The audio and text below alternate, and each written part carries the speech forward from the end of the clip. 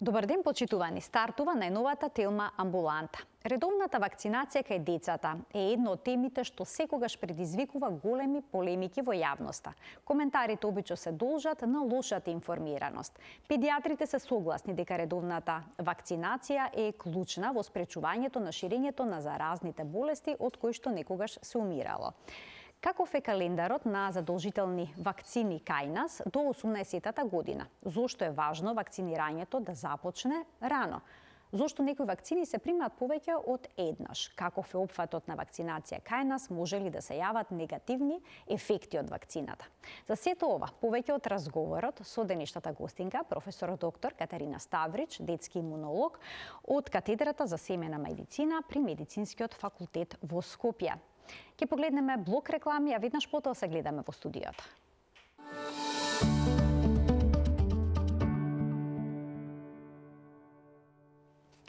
За редовната вакцинација кај децата денеска зборуваме со професор доктор Катерина Ставрич, детски имунолог од катедрата за семена медицина при Медицинскиот факултет во Скопје. Професорке, добре дојдовте повторно во студиото на Телма и добар ден. Добар ден и благодарам на поканата да зборуваме денеска за вакцинацијата. Некои истражувања покажуваат дека поларизацијата околу примањето на вакцината за COVID-19 влијаеше и врз редовната вакцинација кај децата секаде во светот. Паднал опсегот на вакцинација. Како е кај нас? Значи, секако дека ковид пандемијата влијаеше на редовниот офат со вакцините и во Македонија, како и сегде во светот.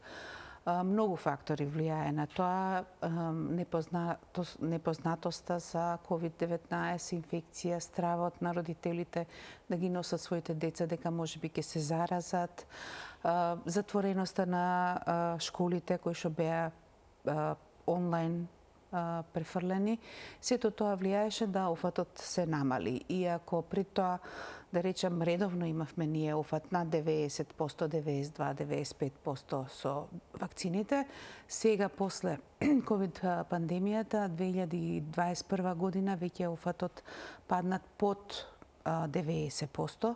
За МРП беше паднат 2020 негде околу 60%, 2021 се покачивме, да речам, на 70%.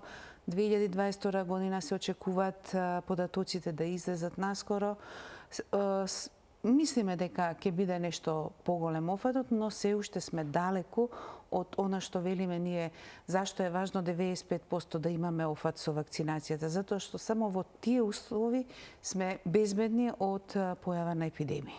На таков начин всушност се спречува ширењето на заразните болести? Да, затоа што постојат овие болести, постојат морбили, знаеме во Србија има морбили, постојат црна кашлица, значи тоа се инфекции кои што се уште ги има во европските земји и сега свесни сме дека веќе од средината на минатата година некако границите се отворија, народот почна да шета по околните земји и сето тоа го зголемува ризикот да некои од овие заболувања се внесат во Македонија. И доколку офатот е под 95%, многу лесно може да оние кои што не се вакцинирани да заболат од тие болести. Колку се опасни овие болести во детска возраст?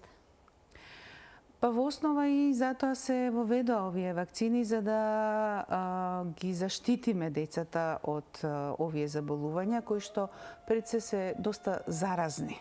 Значи доволно е еден пациент да влезе со морбили и да сите кои ќе дојдат во контакт со него да доколку не се вакцинирани да се разболат.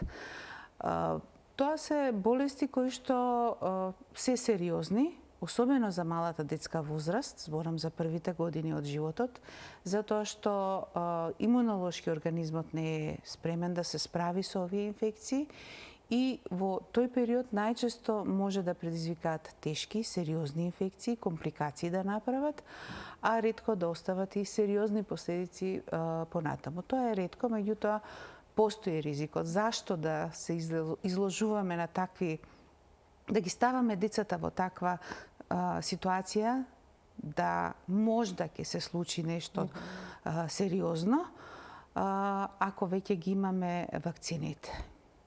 А може ли од вакцината децата да добијат некаква инфекција? Не. Значи, вакцината не може да предизвика болест. Воглавном, сите, повеќето вакцини, поголемиот дел од вакцините се мртви вакцини. Така да тие не може да предизвикаат болест. Исклучок е БСЖ-то и МРП вакцината, кои што се живи атенуирани. Меѓутоа и тие вакцини, значи самиот вирус е уништен, не може да предизвика болест, меѓутоа потикнува имунолошки одговор во организмот на детето. Обично какви реакции може да се добијат по примањето на овие вакцини што ги споминавте? Генерално, несаканите реакции тоа е нешто што ги загрижува родителите. Меѓутоа, генерално, тие несакани реакции се добро познати на сите. Се локални реакции, најчесто се јавуваат од типот на црвенило, оток, болка на местото на апликација на вакцината. И меѓутоа и тоа нема правило. Секој дете индивидуално реагира на вакцината. Многу поретко, да речам, се од оние системските, покачената температура, која што многу често родителите ги загрижува, и веднаш да кажам, не давајте превентивно парацетамол заради покачена температура. Ако се качи температурата, тогаш дајте, затоа што повторно ќе речам, не сите деца реагираат со покачување на температурата.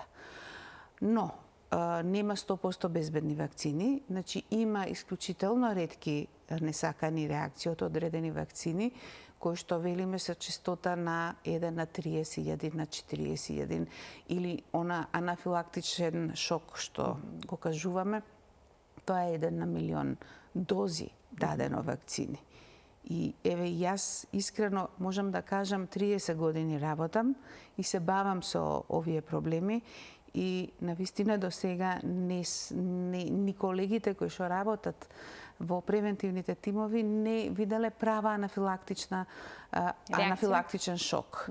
Но во секој случај тоа е нешто што никој не знае кога ќе се случи, и затоа и превентивните тимови се обучени, ја имаат потребните лекови да се реагира.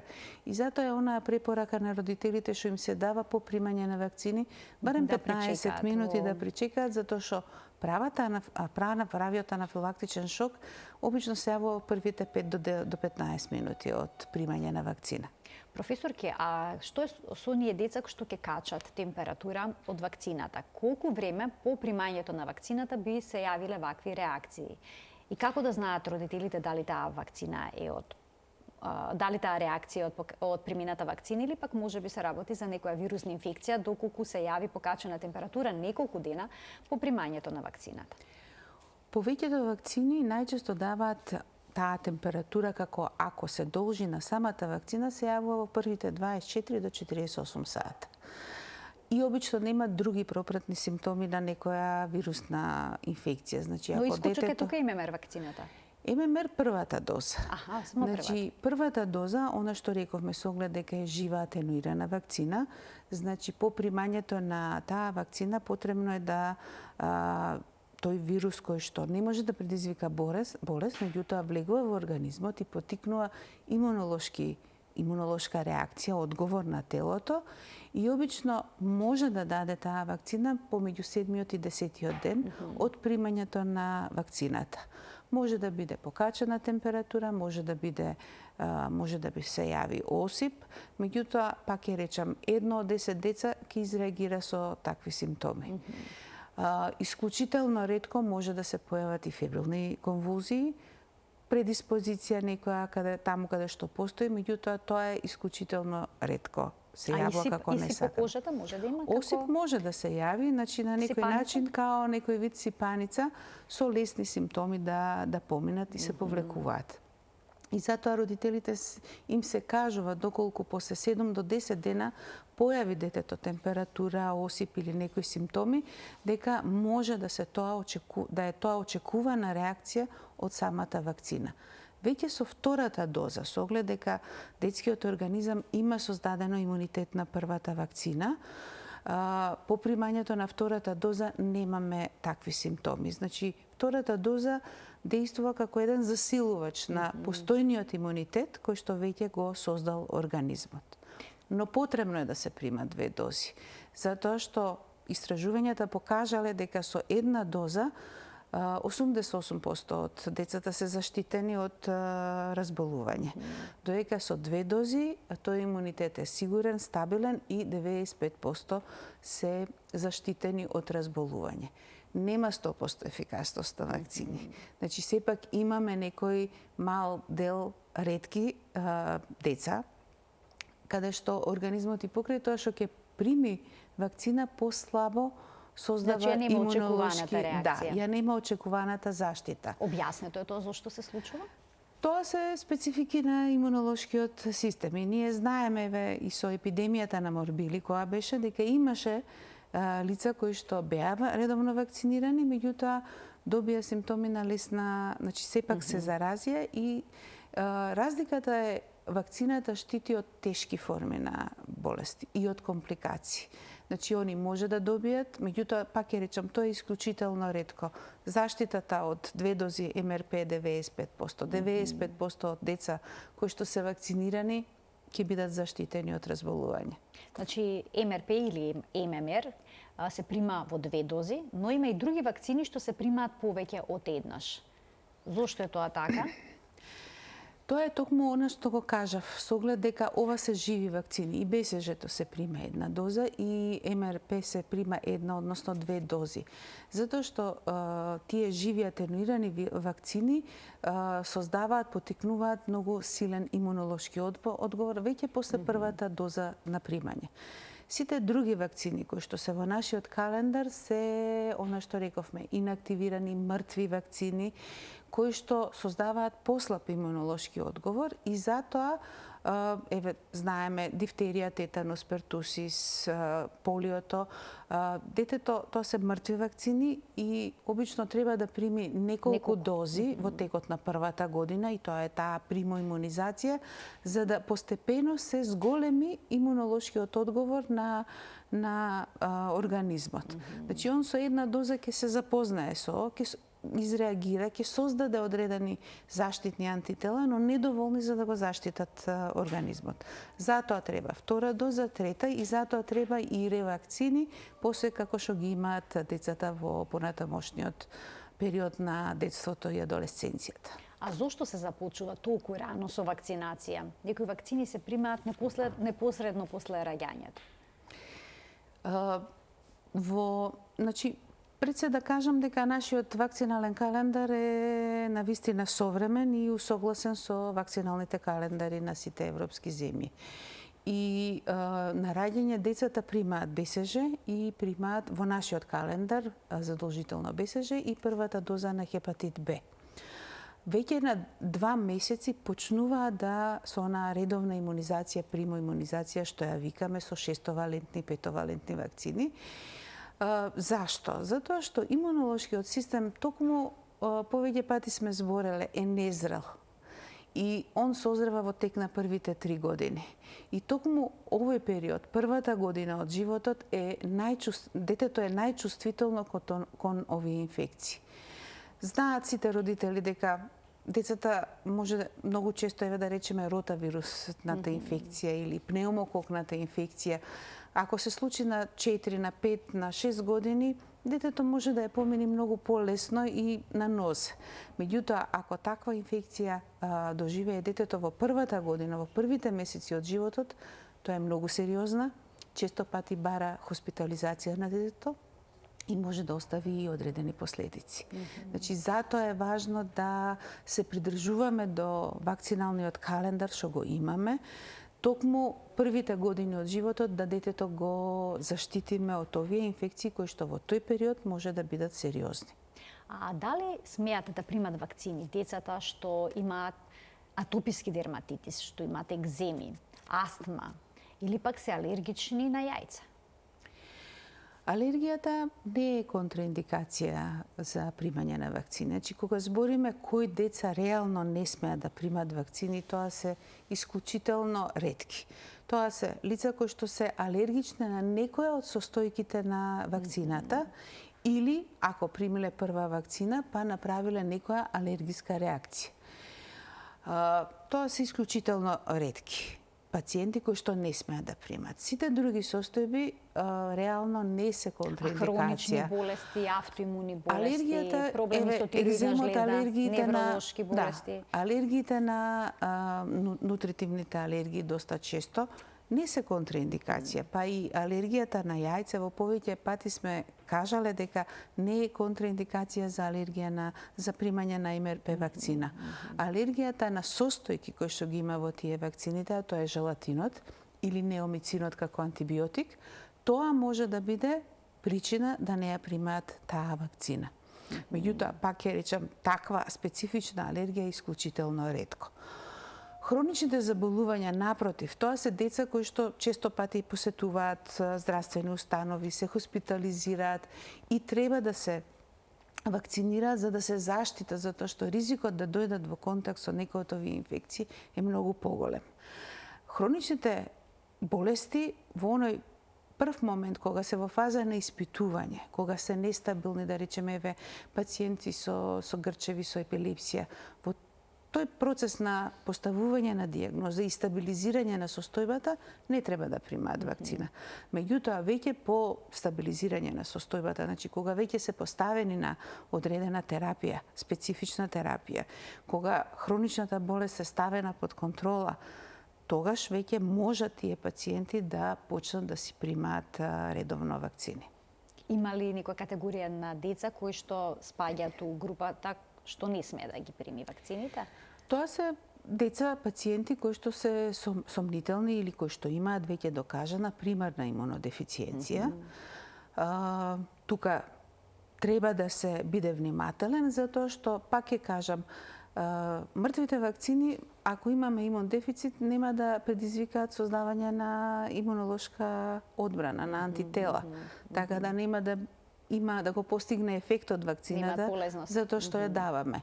А живите вакцини, значи БСЖ-то и МРП вакцината, може, она што рековме со оглед дека се живи атенуирани, кај овие пациенти може да предизвикаат одредени проблеми и заболувања. Да, и бурни реакции.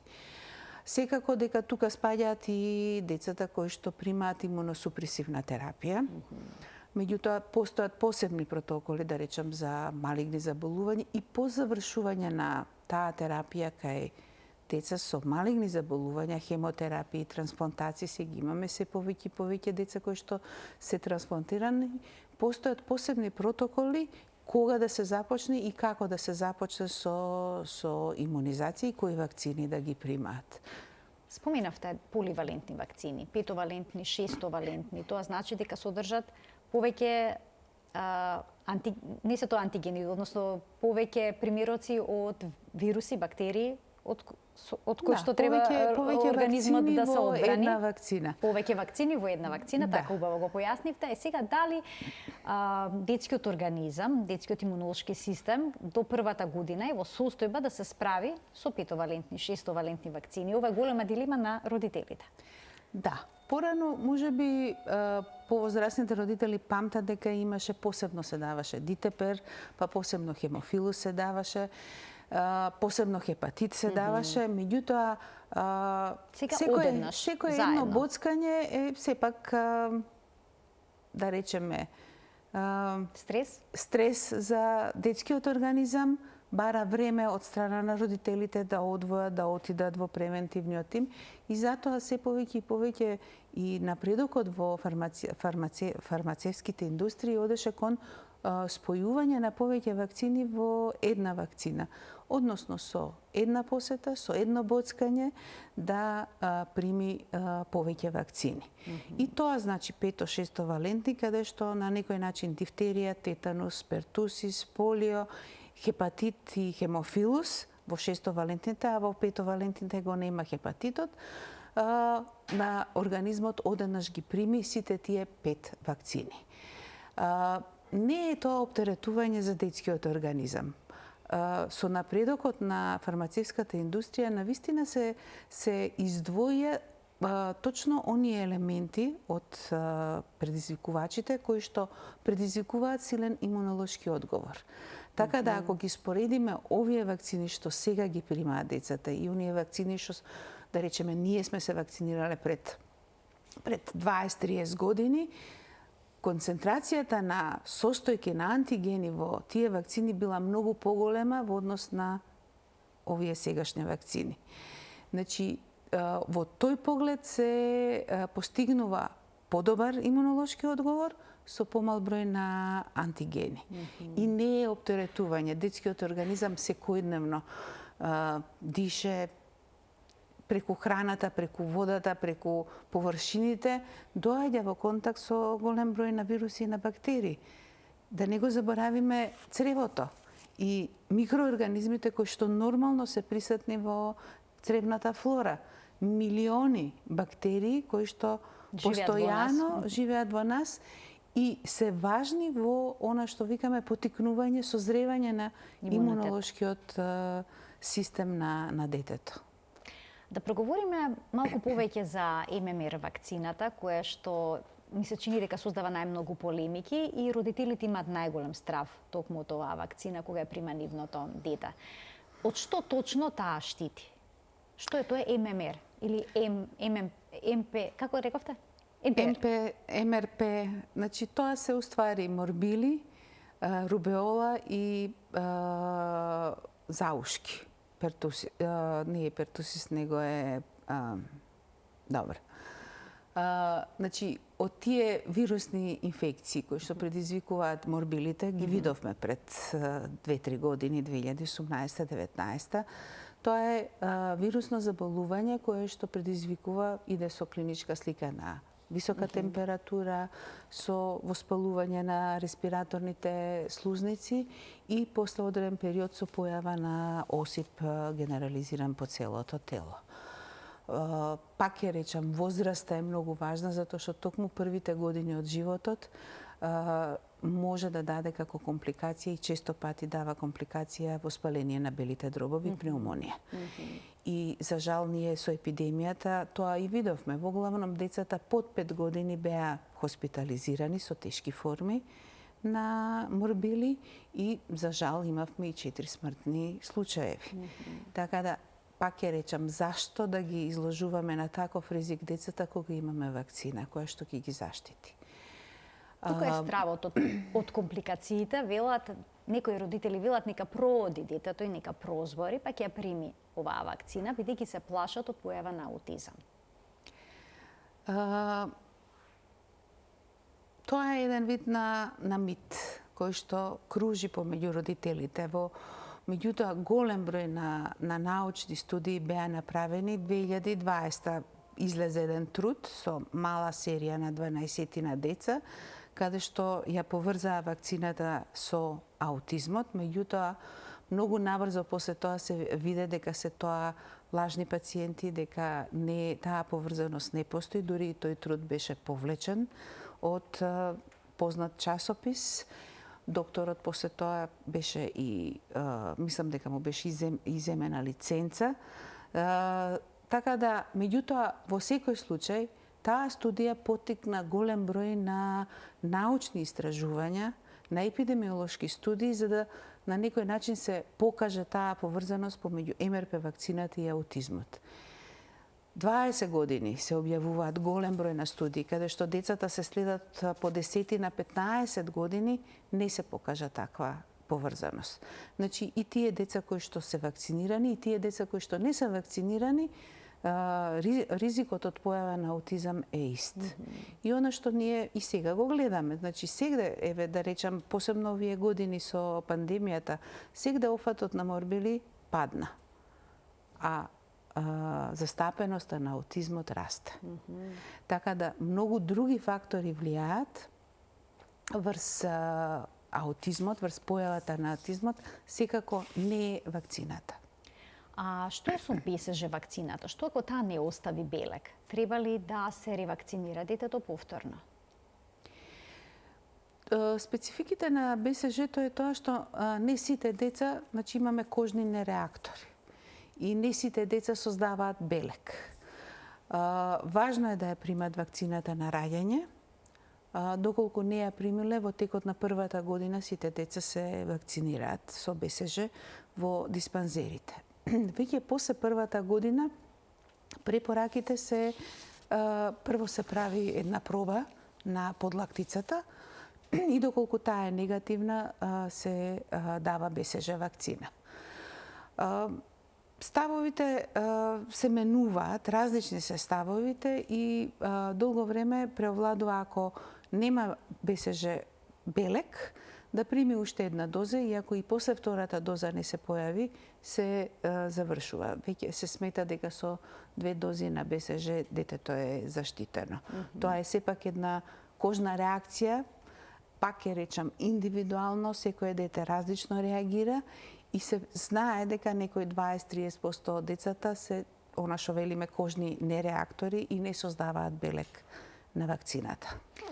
Задолжително ли е пред да се прими вакцината, педијатарот добро да го прегледа бебето, односно детето, и дали е потребно да се направи крвна слика и ЦРП? Детето кога се носи на вакцина треба да биде здраво. Меѓутоа, што значи здраво дете? Често пати родителите, нели, и од пракса имав да цела година не е вакцинирано и зашто не е вакцинирано? Затоа што е ностоп болно. Не е детето ностоп болно. Течење на нос, кашлање не е болест. Тоа се симптоми. И ние сме свесни еве сега зимскиот период дека ладниот воздух, загадениот воздух, многу други фактори влијаат да на децата им тече носот, да подкашлуваат, меѓутоа дете кое што трча, јаде, иде во градинка, иде по роден ден и е весело, е расположено, не е болно дете. Збориме за акутно болно дете, каде што има, нели, оние симптоми и температура и одредени симптоми, било да се респираторни, може да се цревни, може, значи тоа е акутно болно дете. И обично секоја една акутна инфекција трае негде од 7 до 14 дена. И веќе после 14 ден, еве да речеме во најлошо сценарио, детето е здраво и може да се вакцинира. Треба да биде прегледано од матичниот доктор, да констатира дека е детето здраво и да ја прими вакцината. Нема потреба од правење на специјално крвни слики или други анализи ЦРП за вакцина. Доколку се сомнева матичниот лекар дека е слабокрвен, дека има некој друг проблем, по индикација да направи крвна слика, тоа е друго. Меѓутоа нема потреба да прават крвна слика и било какви други анализи. Доволен е еден педијатриски преглед на детето, да се констатира дека е здраво, меѓутоа и самите родители тоа го гледаат, пак ќе речам дома дете кое што е расположено, игра, јаде, трча, се дружи со другите деца, тоа е здраво дете. Што е со бебињата што имаат физиолошка анемија, додека цицаат? Смеат ли тие да примат вакцина? Анемијата генерално не е причина да не примат вакцина. Значи, анемијата е состојба која што треба да се лекува, меѓутоа не е причина да не се вакцинираат. Посебно физиолошката анемија која што е нормална кај доенчињата и обично се јавува 3-4 месец и тоа е физиолошки процес. Дури понекогаш и нема потреба од лекување, него самиот организам ќе почне и ќе си ги надокнади резервите и но има ризични групи, како што се предвремено родени деца. Деца после, значи, инфекциите го трошат железото и е нормално. Близнаци, доколку се двојки, тројки, таму постои ризик за појавување на анемија која што треба да се лекува. Но пак ќе речам, не е тоа причина да се одложуваат вакцините или да не се започне за редовната вакцинација по календар. Ќе ги поканиме гледачите да се вклучат во денешната Телма амбуланта со нивни прашања, почитувани. Од овој момент емисијата ќе биде контактна. Професор доктор Катарина Ставрич, детски имунолог, е во студиото на Телма. Таа ќе даде појаснување на сите ваши дилеми поврзани со темата на која што денеска говориме во Телма амбуланта. Во предучилишна возраст, односно до поаѓање на училиште, што се децата треба да примат како вакцина? Значи, според нашиот календар, во на прва година детето треба на раѓање да прими БСЖ и хепатит Б. прва доза, а после тоа од втори, четврти, шести месец ги има тие пето, шестовалентни. Значи тоа се дифтерија, тетанус, пертусис, полио, хемофилус и хепатит во шестовалентните вакцини. И она што од 2019 година го поведовме, тоа е рота вакцината и вакцината пневмококната вакцина. Со тоа што рота вакцината има еден тесен период кога може да се даде. Кога е тоа? Значи до 8-миот месец возраст на детето, со тоа што е важно да првата доза ја прими негде до 3-тиот месец. И рота вирусната вакцина се прима на 2, на 2, на 4 и на 6 месеци. Пневмококната вакцина по нашиот календар децата ја примаат на 2 и на 4 месеци и после тоа има уште на 12 месеци, со наполнети 12 месеци МРП вакцината и третата доза на пневмококна вакцина. И на некој начин со ова се завршува имунизацијата на предшколското дете. Значи гледаме со 3-4 и има уште една на година и пол ревакцина, петовалентните вакцини. Значи тоа се всушност со 5 посети на превентивните тимови да ги примат сите овие вакцини, она што рековме примоимунизацијата. Важно е во овој период да се запази растојанието меѓу вакцините за да се создаде навистина добар имунитет, но не е на одмет, мислам, доколку има некоја причина да се одложи вакцината за 2-3 недели, не е проблем да се тоа. Но да не се прават големи растојанија помеѓу овие дози. Што со децата што закасниле со вакцинацијата од неколку години? Од различни причини. Можат ли тие да ги примат овие вакцини, да речеме, во школска возраст? Да, тоа ние го видовме сега со COVID-19 пандемијата. Имаше многу деца кои што во тој период на некој начин ги пропуштиле вакцините, бебињата. Меѓутоа, има изготвено календар за кетчап, ние го викаме, на дополнување на пропуштените вакцини, според кои превентивните тимови точно знаат како да постапуваат и кои вакцини може да ги дадат во зависност од возраста на детето, може да ги дадат на децата. Ротавирусната реков, таа до 8 месеци ако се пропушти. Пневмококната обично има сврха до 2 години. Пак ќе речам, тие првите 2 години се ризични за тешки форми на пневмокок. Веќе после втората година се смета дека детскиот организам веќе се справува полесно и создава добар имунитет кон пневмококните инфекции со кои што многу често се среќава и во градинките, така да на некој начин ако има индикација, ако е клицоносител или навистина пневмококот после 2 години му прави проблем на детето, може меѓутоа прима како една доза пневмококна вакцина.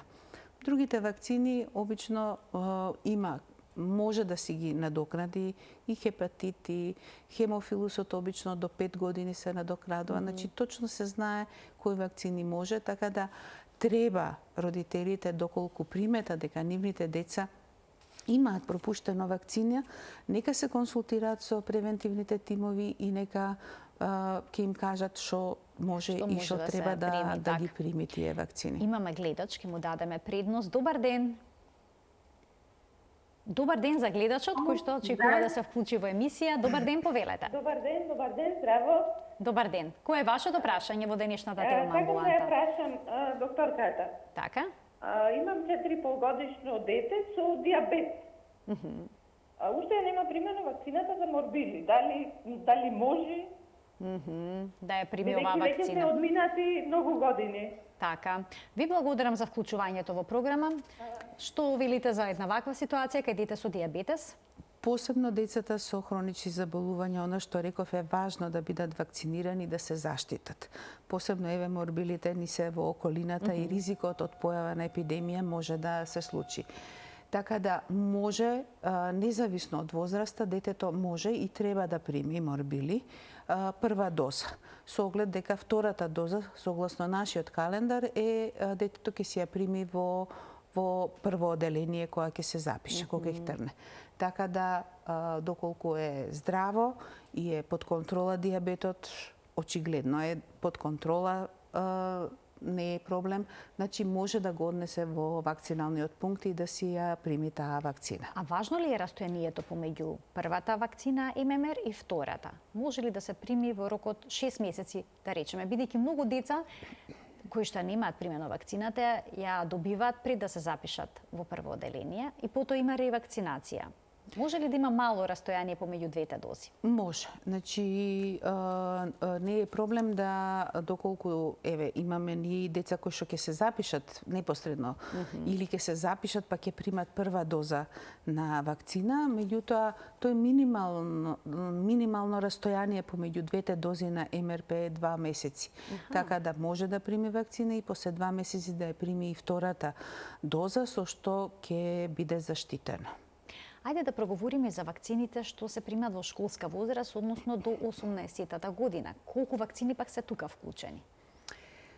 Тука, значи, ова што го кажав, веќе со тргнување во прво оделение, децата се вакцинираат со МРП втората доза на вакцина. Не е проблем, ова што кажавме, многу често и децата и другите вакцини пред тргнување во школа ги надокнадуваат тоа што пропуштиле. Во второ оделение веќе ги примаат дифтерија, тетанус, полио и пертусис. Пертусис порано беше на 4 години, меѓутоа сега се помести во второ оделение, се со цел затоа што црната кашлица, пертусисот е болест која што доста често кружи во средините и се смета дека ако покасно се даде, подолго време ќе биде заштитено детето. И во многу земји, посебно за црната кашлица, дури и возрастните се вакцинираат после 45-та година, за да на некој начин се видело дека имунитетот од оваа вакцина опаѓа, а она што реков, ја има црната кашлица и од тој аспект за да се заштитат и возрастните и бебињата, кои што се особено чувствителни на оваа инфекција и навистина може да даде тешка пневмонија, дури и потреба од хоспитализација во интензивна нега. Тоа е во второ оделение што ја примаат децата и после тоа примаат негде на 14 години ја имаат таа дифтерија, тетанус, тривалентната и полио. И на 12 години, согласно нашиот календар, само девојчињата примаат 2 дози на ХПВ вакцина и на 18 години онаа последната доза на тетанус што ја примаат затоа што тетанусот го има, спорите ги има во почвата и сите знаат добро дека кога ќе се повредат веднаш одиме на инфективно да примиме тетанус. 10 години се смета ако детето е редовно вакцинирано и ги има примено сите вакцини.